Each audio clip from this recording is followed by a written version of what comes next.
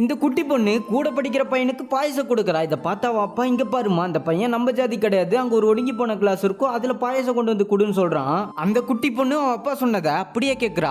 அந்த பையன் போகும்போது வாய் வச்ச கிளாஸை கையோட கொண்டு போயிடுன்னு சொல்ல, ஏப்ப இந்த மாதிரிலாம் பண்ணிட்டு இருக்கீங்கன்னு பொண்ணு கேட்க, அதுக்கு அப்பங்காரனும் எப்பயும் நம்ம ஜாதிக்காரங்க கூட தான் பேசணும் பழகணும், இந்த மாதிரி ஆளுங்க கூடலாம் அதிகமா பேச்சு வச்சுக்க கூடாதுன்னு சொல்ல, இந்த குட்டி பொண்ணு அப்பா சொன்னா சரியா தான் இருக்குன்னு சொல்லிட்டு அடுத்த நாள் ஸ்கூல்ல கூட அந்த பையன் கையை பிடிக்க மாட்டா. இதை பாக்குற பிடி சார் கூட குழந்தை மனசுல கூட ஜாதியை வதச்சிட்டானுங்கன்னு ஃபீல் பண்றாரு. இப்ப பெரிய பசங்களா காட்டுறாங்க, ஹீரோக்கு கால்ல பாம்பு கடிச்சிரும். அப்ப கூட ஹீரோனி ஹீரோவை கையில தொடாம கூனி பையில போட்டு தான் வைத்தியர்கிட்ட கொண்டு வரா. சோ ஒரு நாள் ஹீரோயின் வீட்டுக்கு கீழ் ஜாதியை சேர்ந்த ஒரு அரசியல்வாதி வந்திருக்க, அவனுக்கு நொடு டம்ளர்ல தான் மோர் கொண்டு வந்து கொடுக்குறா.